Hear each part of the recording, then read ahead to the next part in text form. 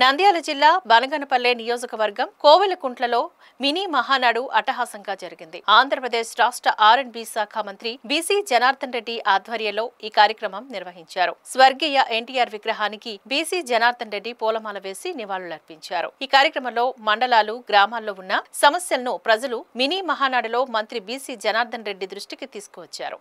ఈ సందర్భంగా మంత్రి మాట్లాడుతూ తెలుగుదేశం ప్రభుత్వం వచ్చి దాదాపుగా సంవత్సర కాలం అయిన సందర్భంగా కడపలో మహానాడు జరుగుతుందని గుర్తు చేశారు. తెలుగుదేశం ప్రభుత్వ హయాంలో జరిగిన అభివృద్ధి, గత 5 ఏళ్ల వైసీపీ ప్రభుత్వ కాలంలో జరిగిన అన్యాయాలను చర్చించుకోవాల్సిన ఉద్దేశంతో మినీ మహానాడు నిర్వహించామన్నారు. గత ఎన్నికల్లో తన విజయానికి కారణం అయిన ప్రజలకు శిరస్సు వంచి పాదాభివందనం చేస్తున్నానని మంత్రి బీసీ జనార్దన్ రెడ్డి పేర్కొన్నారు. వచ్చి దాదాపుగా సంవత్సరం కాలం అయినప్పుడు దాన్ని పూర్తి చేసుకొని ఈరోజు మినీ మహానాడును రేపు కడపలో జరుగుతున్నటువంటి మహానాడుకు మనమందరము తరలి ఏ విధంగా పోవాలి అనేటువంటి ఉద్దేశంతో ఈ సంవత్సరం కాలంలో జరిగినటువంటి అభివృద్ధి, గత 5 సంవత్సరాల కాలంలో పడిగినటువంటి అన్యాయాలు, అక్రమాలు, దౌర్జన్యాలు, రాష్ట్రం గురించి ఎన్నో విషయాలు చర్చించుకోవాలనే ఉద్దేశంతో ఈరోజు ఇక్కడికి తీసుకున్నారు. అదేవిధంగా 2024 ఎన్నికలలో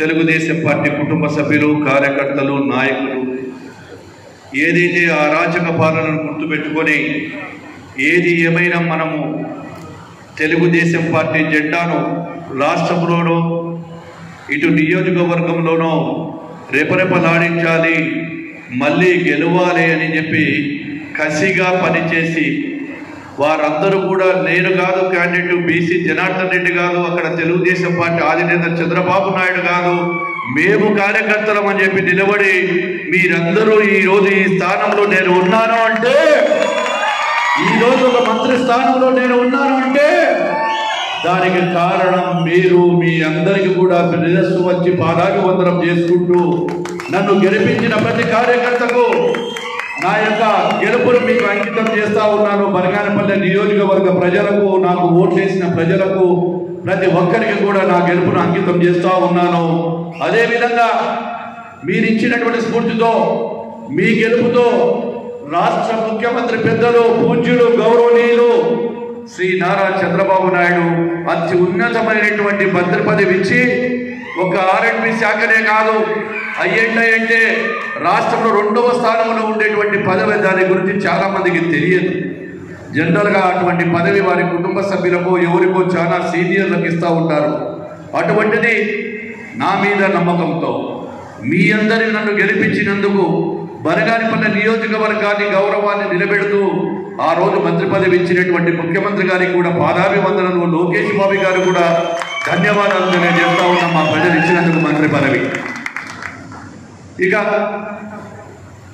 సమాజమే దేవాలయం, ప్రజలే దేవుళ్ళు అని స్వర్గీయ ఎన్టీఆర్ ఆలోచన విధానంలో పుట్టిందే తెలుగుదేశం పార్టీ. ఇది ప్రతి మహానాడు కూడా మాట్లాడుకుంటాం, ఎన్నోసార్లు కూడా ఆ మహానుభావుడు తలుచుకుంటా ఉన్నాం. ఏదైతే కూడు గూడు నీడ అనేటువంటి సమాజంతో నాడు కాంగ్రెస్ పార్టీకి ఎదురుండి కేవలం ఒక యాక్టర్నే కాదు, ప్రజల బాధను కూడా తీర్చగలుగుతాను అని చెప్పి ఉద్దేశంతో రాజకీయాలకు వచ్చి తెలుగుదేశం పార్టీని స్థాపించి 9 నెలల కాలంలోనే రాష్ట్రంలో తెలుగుదేశం పార్టీని అందించినటువంటి మహోన్నత వ్యక్తి ఎన్టీ రామారావు. తెలుగు పార్టీ ఆత్మగౌరవం నుంచి పుట్టినది. తెలుగుదేశం ప్రజల ఆకాంక్షలకు ప్రతీకగా పుట్టినటువంటి పార్టీ ఈ తెలుగుదేశం పార్టీ. నాడు తెలుగుదేశంలో తెలుగునాట రాజకీయాలలో సరికొత్త ఒరవడి సృష్టించి ఎంతో మంది అట్టడుగు వర్గాల వారిని అందరినీ కూడా ఈరోజు ఎస్సీ, ఎస్టీ, బీసీ, మైనార్టీలను కూడా ఒక వేదిక మీదకి తెచ్చి వారికి కూడా ఒక గుర్తింపు తెచ్చినటువంటి పార్టీ తెలుగుదేశం పార్టీని గర్వంగా చెప్పగలుగుతా ఉన్నా. సరే, ఇవన్నీ జరిగాయి కాలామంత్రంలో. మళ్ళీ ఎన్నో ఒడిదుడుకులు ఎదుర్కొన్నటువంటి తెలుగుదేశం పార్టీ మనకు ఒక నావి లేకుంటే ఒక ఎన్టీ రామారావు తర్వాత మన నాయకుడు నారా చంద్రబాబు నాయుడు గారు